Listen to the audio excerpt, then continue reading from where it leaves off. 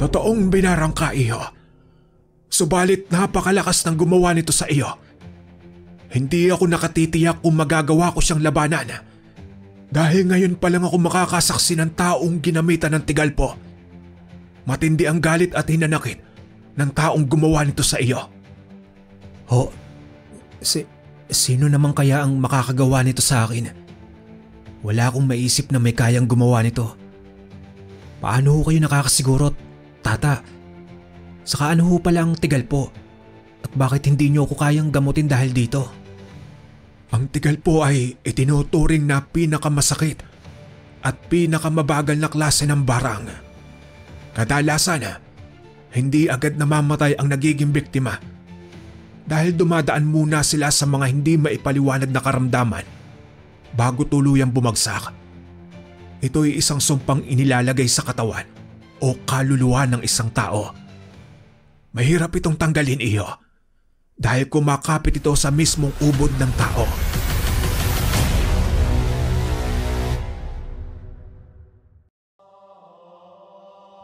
Ang kwentong mapapakinggan ninyo ay hango sa tunay na buhay. Karanasan ito ni Simon. Taong 1980, probinsya ng Sorsogon. Araw iyon ng bakasyon. Naisip noong magbakasyon ng 17 anyos na si Simon sa lugar ng kanyang nakakatandang kapatid na si Terence. Walang iba kundi sa lugar ng Sorsogon. Nalaman niya mula sa sulat nito na iniimbitahan siyang dumalo para sa nalalapit na pagpapakasal nito. Hindi niya sinagot ang sulat dahil nagpasya rin siyang puntahan nito ng araw ng kasal nito. Tubong Bicol silang magkapatid. Pareho silang lumaki sa Naga. Nang makapagtrabaho ang Kuya Terence niya, ay nadestino ito sa Sorsogon. Hanggang sa roon na ito nanirahan at nakapag-asawa. 25 anyos naman noon ang kuya niya. Hindi niya inaasahan ang sasalubong sa kanyang pagdating nang naroon na.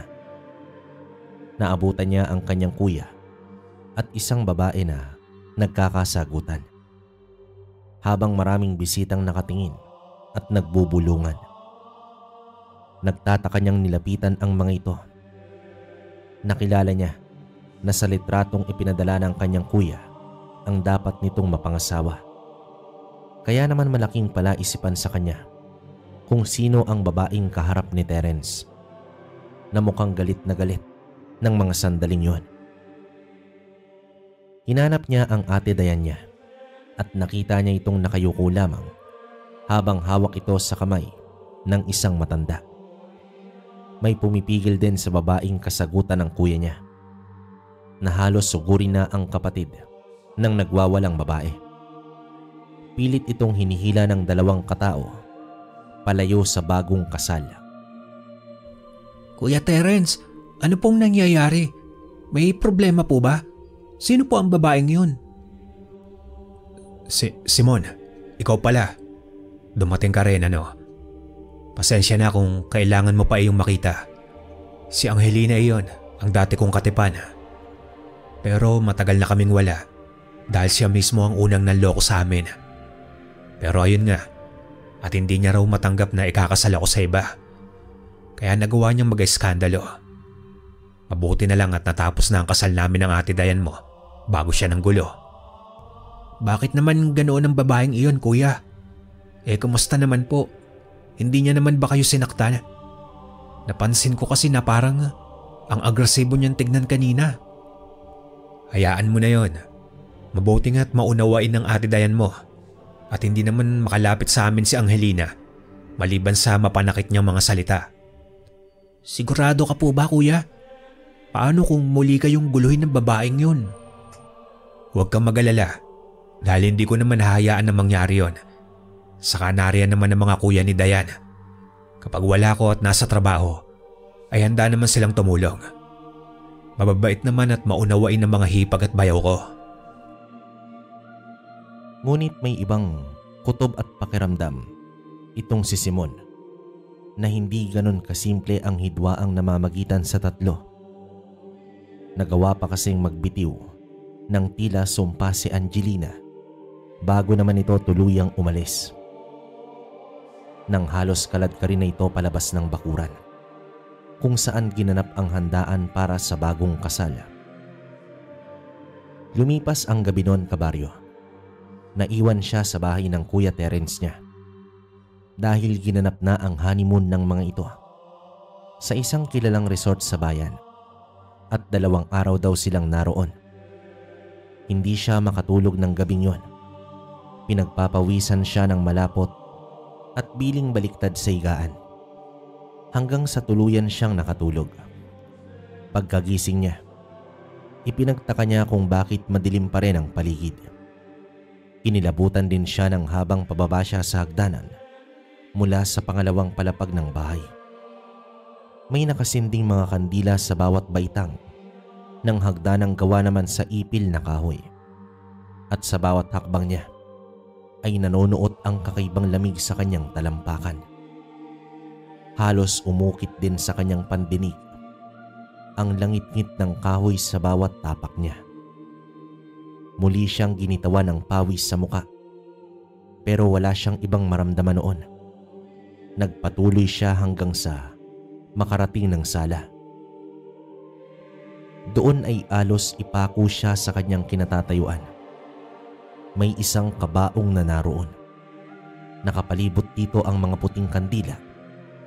Walang katao-tao sa paligid. Hinanap niya at tinawag ang mag-asawa. Ngunit walang sumasagot. At pakiramdam niya ay parang nasa hukay ang kanyang boses na kanyang naririnig.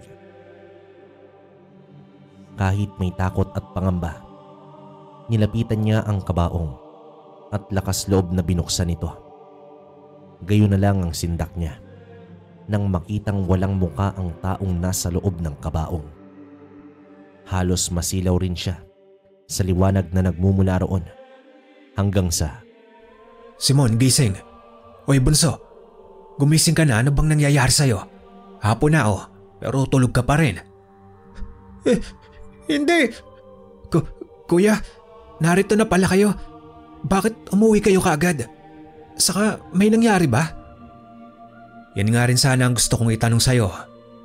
Mukha kasing binabangungot ka. Nagpuyat ka ba kagabi? At halos 2:00 na ng hapon ay tulog ka pa. Ano? Totoo kuya? Tignan mo na lang ang orasan nang malaman mo. Saka napaaga ang uwi namin. Bigla kasing sumama ang pakiramdam ko.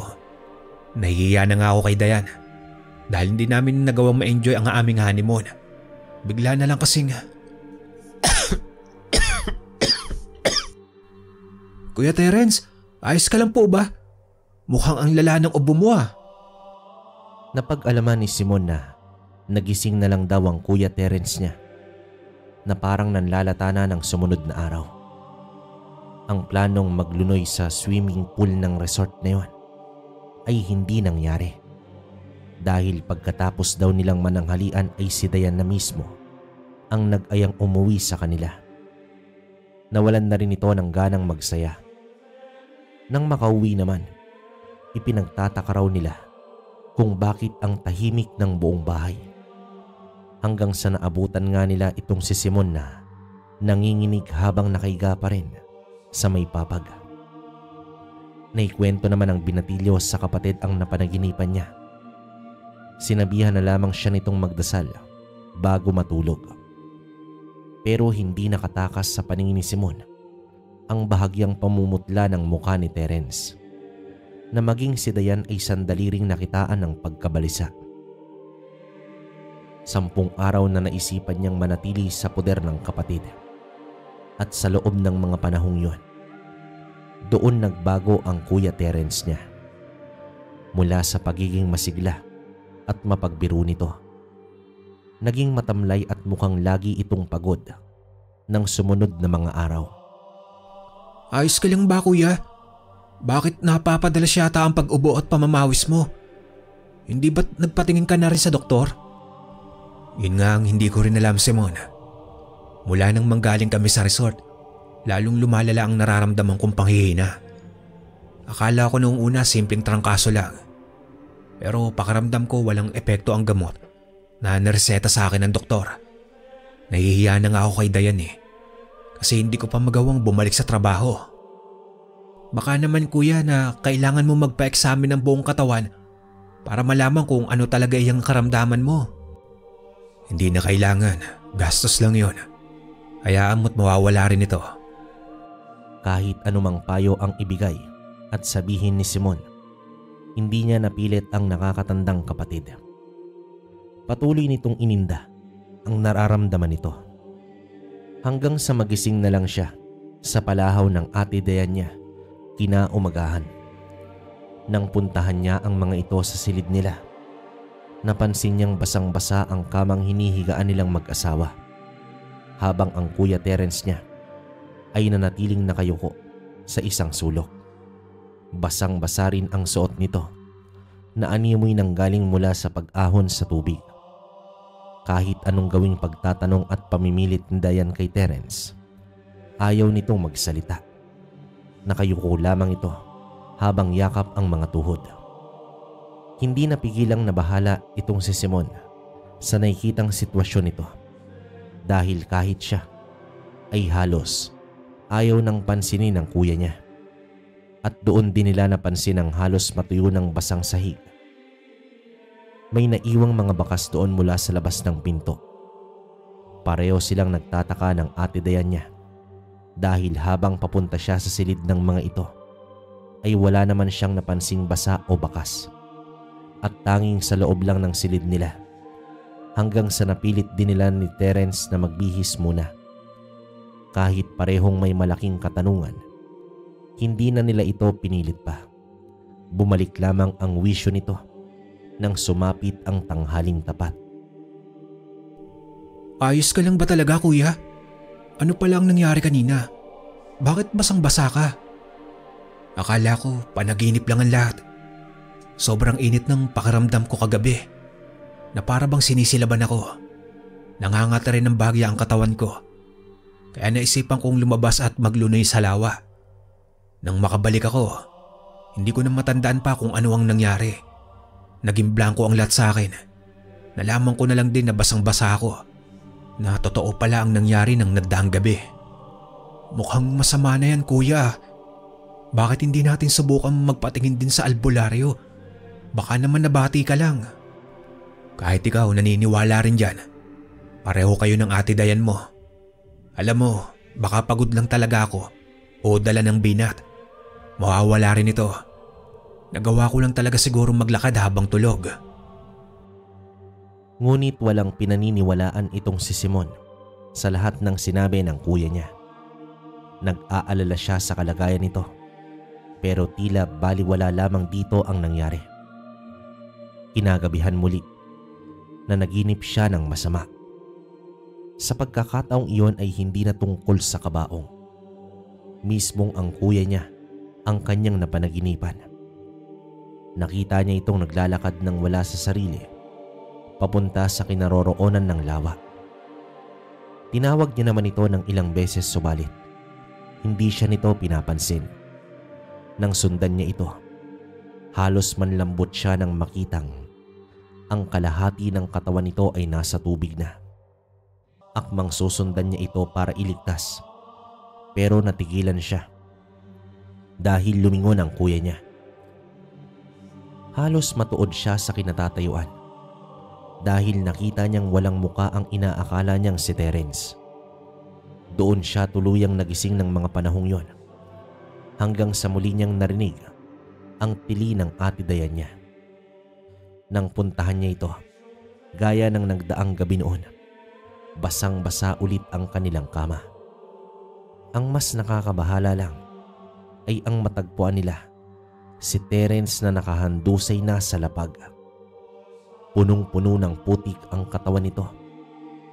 Isinugod nila ito sa pinakamalapit na pagamutan, katuwang ang mga kuya ng asawa nito, nang hindi ito magising.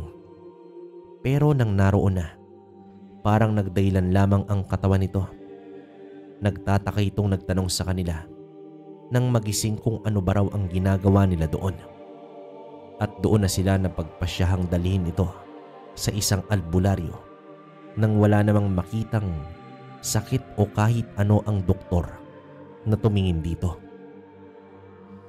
Subalit nagmatigas pa rin itong si Terence. Wala namang nagawa si Simon at Dayan kundi ang patuloy itong obserbahan. Hanggang sa magyaya ang kuya niya na mangisda sila nang medyo bumuti ang lagay nito sa isang hapon.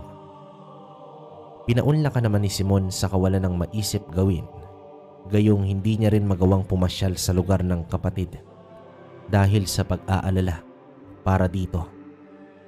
Habang nasa daan sila papunta sa malalim na lawa, bumalik ang kilabot sa katawan ni Simon nang maalala ang naging panaginip niya noon. Hindi niya na magawa pang ipagsabi yun dahil alam niyang hindi naman maniniwala ang Kuya Terence niya. Kahit mukhang nagkatotoo rin ang panaginip niya dahil sa nangyari dito nang nagdaang gabing yun. Nag-alangan bigla itong si Simon na lumapit sila sa lawa. Pero sa huli, napahinuhod din siya. Pero bigla na lang may humarang sa kanilang daanan. Isang may edad na lalaki. Pinigilan sila nito kahit gusto sanang umiwas ni Terence sa pagtataka nitong si Simon. Magandang hapon sa inyong dalawa. Abay, mukhang mamimingwit kayo ah. Kayo ba lamang, Teryo? Bakit o? May kailangan po ba kayo? Wala naman, iyo. Gusto ko lang sabihin, binabati kita sa pagpapakasal mo. Tungkol sa kahiyang ginawa ng anak ko, ako na ang humihingi ng tawad. Hayaan mo't hindi na niya kayo magagambala pa. Paano ho kayo nakakasiguro, Mang Teryo? Alam kong kilala niyo ho ang anak niyo. Siya ang unang nagloko sa amin.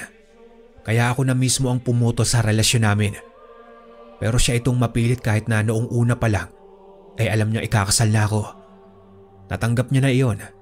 Pero hindi naman inaasahan ang ginawa niya matapos ang kasal namin ni Dayan. Huwag ka nang mag-alala, iyo. Pinadala ko na siya sa lungsod ng kanyang mga tiyahin. Kaya malabo nang manggulo pa ang batang iyon. Pagpasensya mo na sana ang isang iyon. Nagawa na lamang tumango ni Terence sa nakangiting matanda. Pero pareho na silang nawalan ng ganang mamingwit ng araw na yon. Kung kaya't nanguha na lamang sila ng kabuti sa kalapit na gubat. Kinagabihan, hindi nila muling inaasahan ang mangyayari kay Terence. Bigla na lang kasi itong nagsisisigaw habang iwinawasiwas ang mga kamay. Naabutan nito ni Simon na tumatakbo pababa ng hagdan. Naanimo may humahabol dito. Kaya mabilis niya itong sinundan at sandaling hindi pinansin ang namumugtong mga mata ng ate Dayan niya na nakasunod lamang. Inabutan nila si Terence sa may sala, namamaluktot sa isang sulok. Panay ang bulong nito sa kanyang sarili na para bang itong nababaliw na. Kuya Terence, ano pong nangyayari sa'yo? Ang dami nila. Ilayo niyo sila sa akin. Hindi. Ayoko. Tama na. Lumayo kayo sa akin. Kuya. Kapansin-pansin ang pamamantal ng katawan ni Terence na para bang pinutak dito ng kagat ng mga langgam. Kahit wala naman kahit isang insektong natagpuan ang asawa nito sa kanilang kwarto. Lalo silang nabahala kung kaya't nang sumunod na araw, nang may masmasan ulit itong si Terence, sinamahan na ito ni Simon para magpatingin sa albularyo. Hindi naman sumama pa ang asawa nito dahil kailangan daw nitong mag-report sa pinapasukan nito. Gayong 1 linggo lang naman daw ang leave na hiningi nito matapos ikasal ang dalawa. Sa pagkakataong iyon ay hindi na rin nakatanggi pa si Terence dahil maliban sa palagi nilang naabutang basang-basa o kaya tila binabangungot ng gising, unti-unti ring nangitim ang ilang parte ng katawan nito. Ang mga mata nito ay nanlalalim din at namumutla ang balat. Nangangayayat na rin ito na para bang may napakalala itong karamdaman. Gayong wala namang makitang sakit ang mga tumingin ditong doktor sa bayan. Naging iritable din ito na para bang nahulog ito sa isang matinding depresyon. Kailangan ba talaga nating gawin ito, Simon? Sa ayaw at sa gusto mo, kuya. Kailangan nating lumapit sa isang albularyo. Lalo na't kakaiba na at lalong lumalala ang kondisyon mo. Hindi ka ba naaawa kay Ate Dayan? Kakatapos niyo lang ikasal, hindi ba? Kailangan mong bumawi sa kanya, kuya. Tama ka, Simon. Pasensya na kung lalo ko rin kayong pinag-aalala. Nasira din tuloy ang bakasyon mo. Ayos lang po yan, kuya. Hanggat maaayos lang ang kalagayan mo, mas makakahinga na ako ng maluwag. Nang naroon na sila sa bahay ng nasabing albularyo, hindi pa man sila nagsasabi kung ano ang problema. Kakaiba na agad ang titig ng matanda na nagngangalang Tata Benito sa kuya ni Simon. Kilala ito sa lugar nila Terence na kayang pumuksa sa mga taong kinulam at binarang. Subalit sa pagkakataong silang magkapatid ang nangangailangan ng tulong nito, hindi nila napigilang madismaya at mabahala dahil sa ipinagtapat ng matanda. Totoong binarang ka, iyo. Subalit napakalakas ng gumawa nito sa iyo. Hindi ako nakatitiyak kung magagawa ko siyang labanan. Dahil ngayon pa lang ako makakasaksi ng taong ginamitan ng tigalpo. Matindi ang galit at hinanakit ng taong gumawa nito sa iyo. Sino naman kaya ang makakagawa nito sa akin? Wala akong maisip na may kayang gumawa nito. Paano ho kayo nakakasiguro, Tata? Saka ano ho pala ang tigalpo? At bakit hindi niyo ako kayang gamutin dahil dito? Ang tigalpo ay itinuturing na pinakamasakit at pinakamabagal na klase ng barang.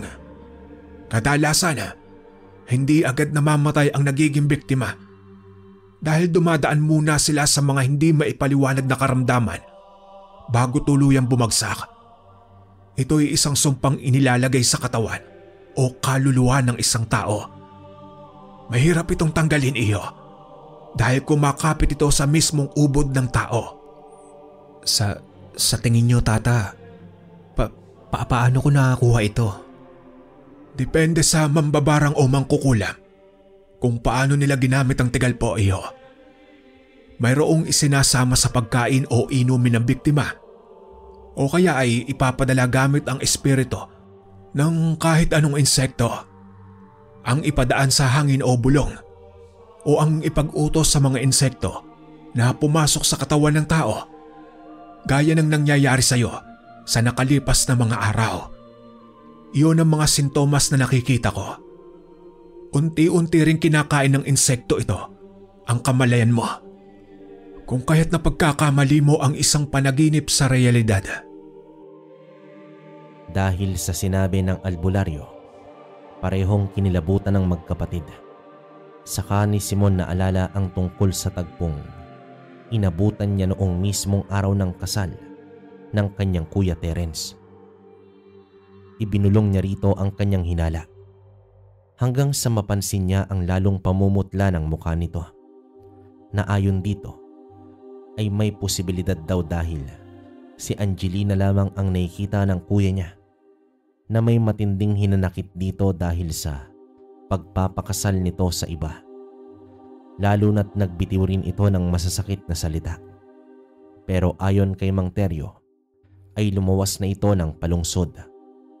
Maliban na lang kung nagawa pa nitong humingi ng tulong sa isang kampo ng kadiliman.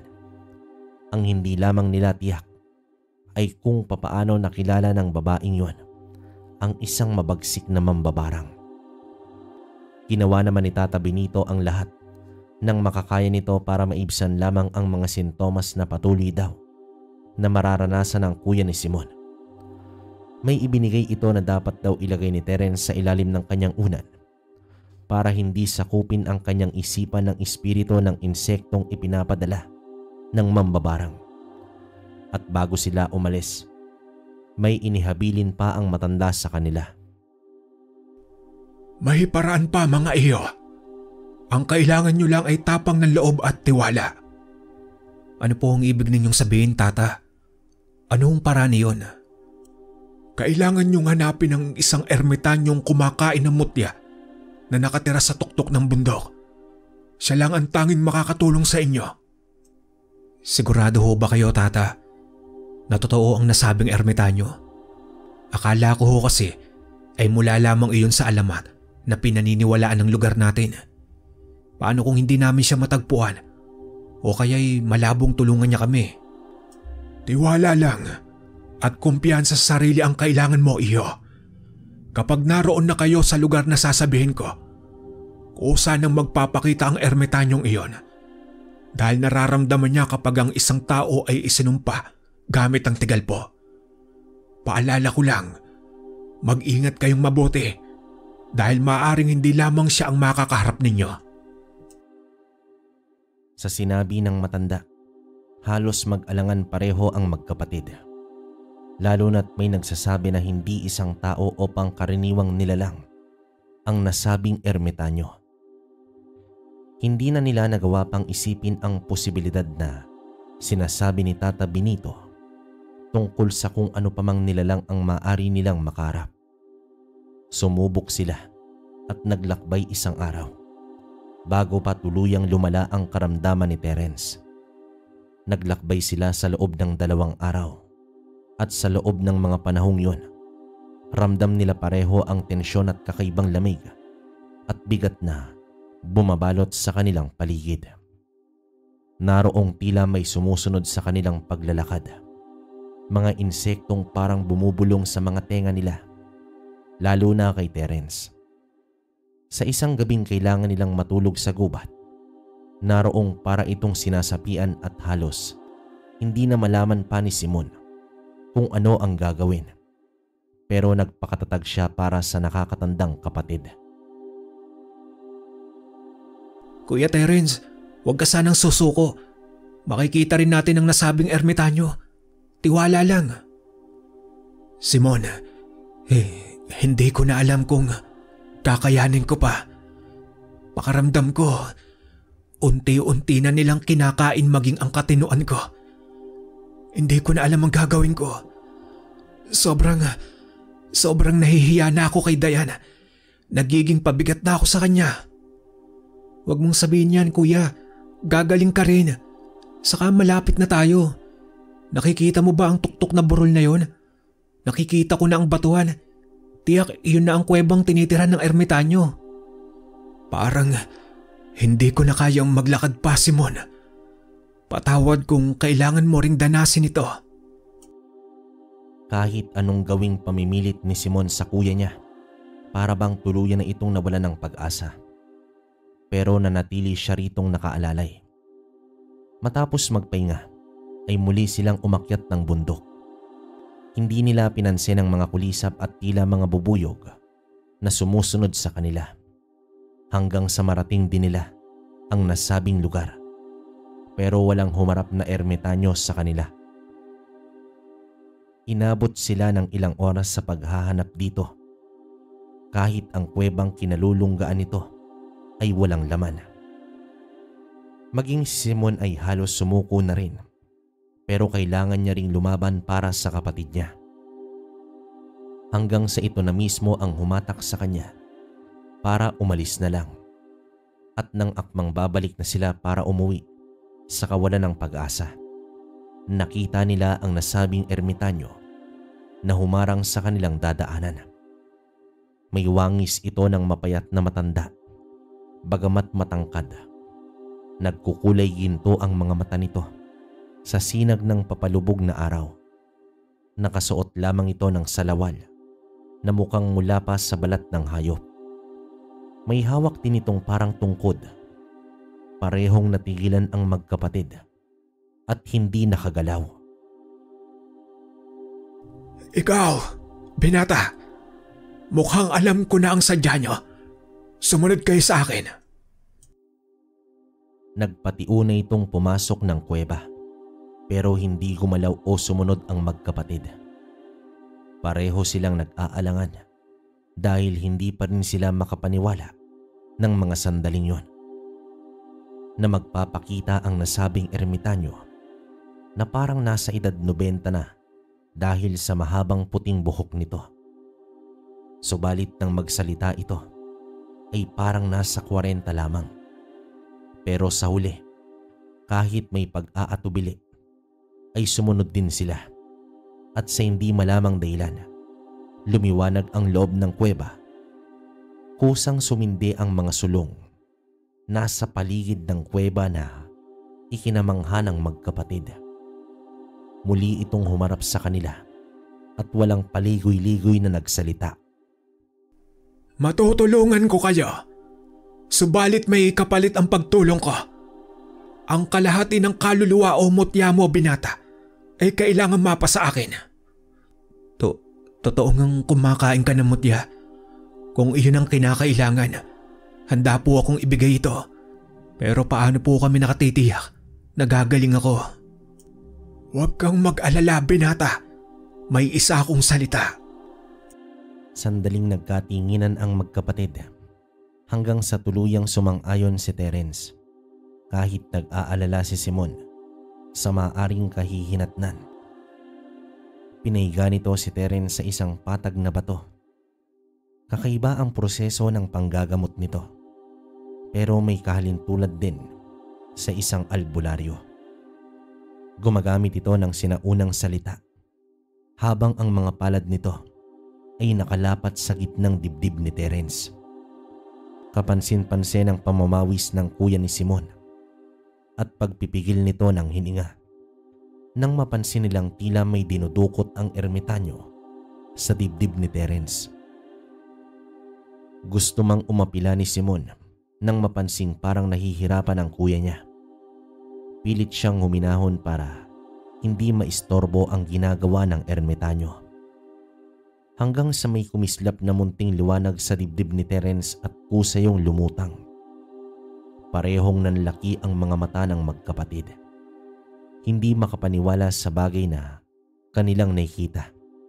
At habang nasa proseso ng panggagamot, ang ermitanyong nagpakilalang si Apo Ulap, biglang may dumating at parang kulog ang boses nito na umalingaw-ngaw sa bawat sulok ng kuweba.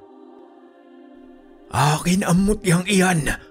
Wala kang karapatang kunin iyan. Ako ang gumawa ng tigal po. Akin ang mutya. Sino po siya, Kuya Terence? Mang Teryo? Ikaw? Hindi naman makapaniwala si Terence na ang mambabarang nasusumpa sa kanya ay walang iba kundi ang ama ni Angelina. Ang taong hindi nila aakalaing makakagawa ng ikapapahamak ng isang tao. Nang maalala nila ang paalala ni Tata Benito, doon nila napagtanto na ang mambabarang pala ang siyang sumusunod sa kanilang paglalakbay. Pero dahil sa sinabi nito, sumiklab ang puot sa puso ni Terence. Bagamat wala siyang kakayahang gumalaw ng mga sandaling yon, hinarap naman ni Apo Ulap ang mambabarang. Talagang nagawa mo pang sundan ang mga batang ito? At sino ka para magdesisyon kung kanino mapupunta ang mutya ng binatang ito? At sino ka para manghimasok sa mga plano ko? Sa akin may atraso ang lalaking yan. Kaya ibigay mo sa akin kung ayaw mong pati ikaw ay madamay. Nasa teritoryo kita. Kaya sino ka para sabihin iyan? Wes, tignan natin ang kaya mong gawin. Mula sa bungad ng kuweba, tuluyang naglaban at nagsalpukan ang mambabarang at ang ermitanyo. Nagsagopaan sila ng lakas at kakayahan. Maraming insektong nagkalat sa paligid na siyang tumulong sa mambabarang. Halos matuod naman ang magkapatid at namutla dahil sa takot. Bagamat nakaramdam din ng pagkamangha si Simon dahil yon ang kauna-unahang pagkakataong makakasaksi siya ng labanan sa pagitan ng dalawang kakaibang nilalang hanggang sa napunta ang dalawang naglalaban sa labas ng kuweba. Pero hindi pa rin niya nagawang makagalaw para tulungan ang kapatid na tumakas dahil sandaling nawala sa sarili si Terence habang Hawak na nito ang sariling mutya. Nang pagmasdan iyon ni Simon, para lamang yung kristal na kumikinang sa dilim. Kuya, ayos ka lang ba? Bakit hindi na lang kaya tayo tumakas? Paano kung matalo na mambabarang na yun ng ermitanyo? Paano na tayo ngayon? Tulungan mo akong makatayo, Simon. Nanghihina pa rin ako. Kuya, huwag mong pilitin ang sarili mo. Tutulungan na kita. Hanggang sa nagawa ring makatayo ni Terence, inalalayan ito ni Simon na makapaglakad palabas ng kuweba nang wala na silang marinig na ingay sa labas. Ngunit pareho silang nahinto nang sa hindi kalayuan ay makita nilang patuloy na naglalaban ang dalawa. At doon lamang nila napagmasdan ang tunay na anyo ng mambabarang. Dahil parang hindi na ito isang tao. Ang katawan nito ay parang sa kulisap. Mabuhok din iyon at ang kislap ng mga mata nito ay katulad din sa isang insekto.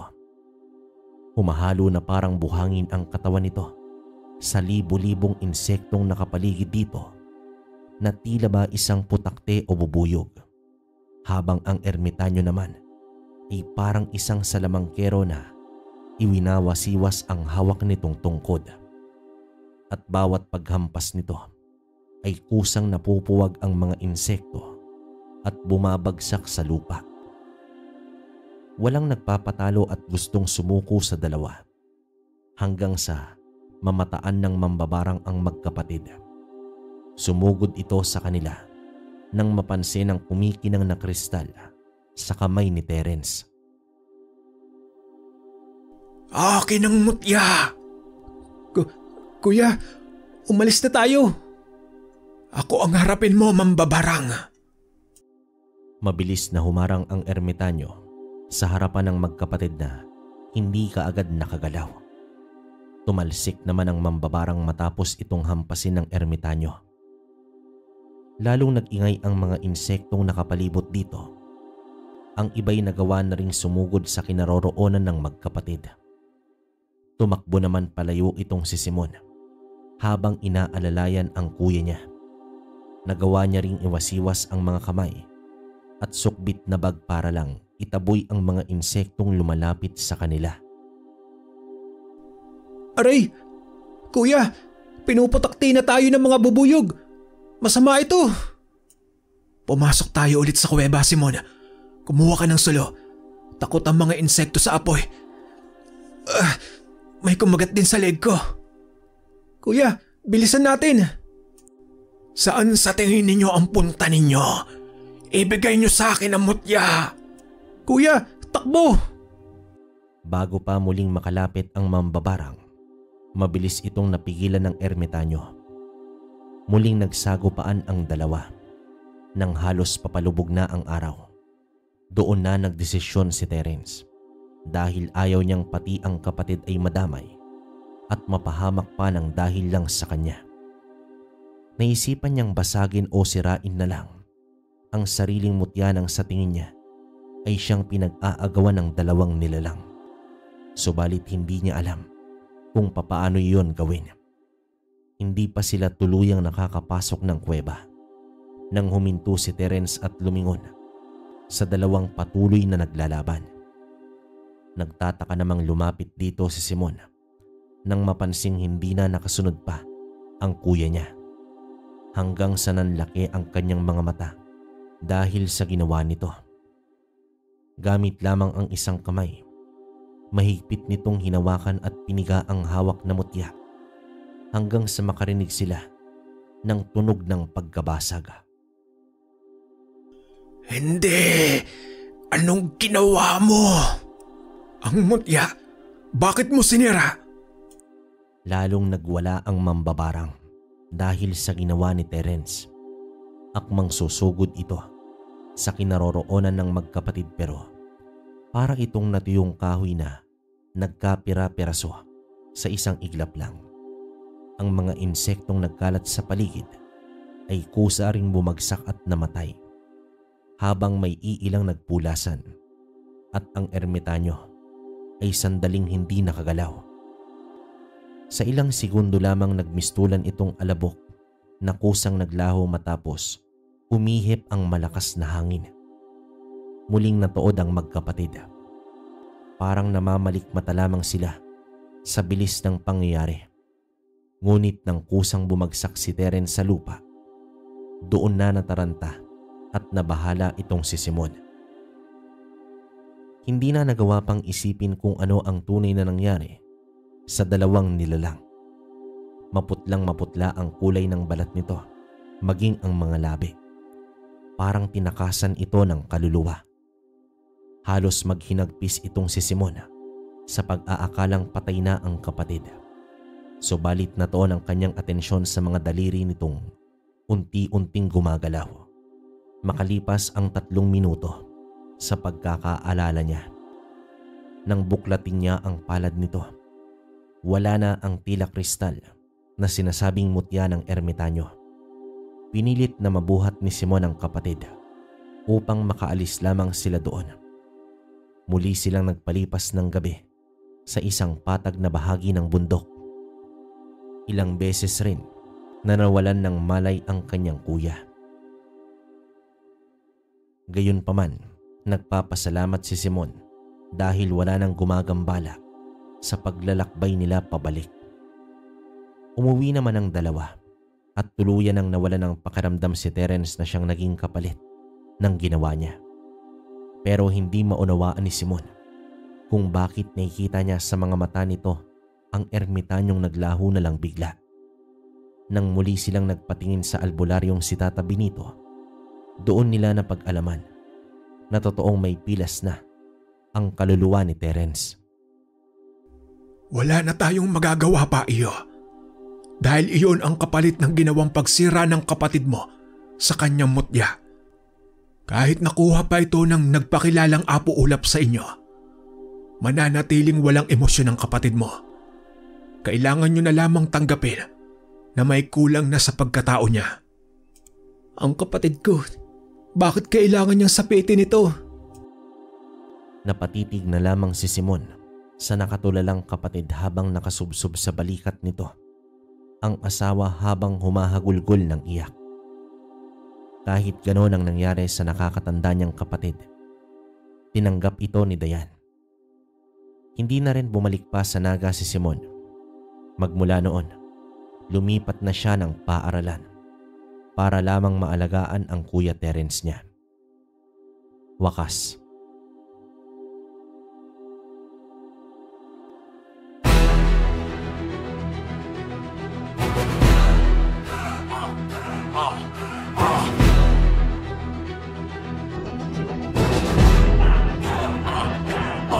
Sa baryong tahimik, sa ilalim ng buwan, may mga kwentong paulit-ulit na binububuksan. Aswang nagkumagala sa gabi ng kawalan, kapre sa punong matanda, bantay ng kabundukan. Duwending makulit, naglalaro sa bakuran, maligno sa anino, sinusubok ang tabang ng karamihan. Pero sa baryong ito, hindi basta sumusuko. May pusong palaban kahit gaano kahigpit ng unos na dumako. Sa kwentong baryo, kami ang lakas, kami ang liwanag. Albularyo at tingero, ang sandatay, dasal at pagbangon araw-araw. Sa kabila ng hiwagang bumabalot sa paligid ng kabukiran, di matitinag, di mapipigil, tatayo kami ng may dangal. Sa baryong payak, may mambabarang na nanggugulo, pero mas malakas ang paniniwala ng aming mga puso. Orasyon ng matatanda, tunog ng kampanang benditado, yan ang kalasag namin laban sa dilim na nagtatako. Bawat kupong pinagpapala ng pagkakaisa, naroon ang lakas na hindi kayang wasakin ng kahit ano pa. Dahil ang baryo namin ay bahay ng tapang at pagmamahalan. Di basta sumusuko, lagi kaming nagkakaisa at nagdadamayan. Sa kwentong baryo, kami ang lakas, kami ang liwanag. Albularyo at tingero, ang sandatay, dasal at pagbangon araw-araw. Sa kabila ng hiwagang bumabalot sa paligid ng kabukiran, di matitinag, di mapipigil, tatayo kami ng may dangal. nilalang na nagtatangkang manakot sa gabi. May puso kaming naglalagablab, puno ng pag-asa at ngiti. Sa baryo naming ito, bawat tao'y bayani. Sa tapang dasal at pagkakaisa kami nagwawagi. Sa kwentong baryo,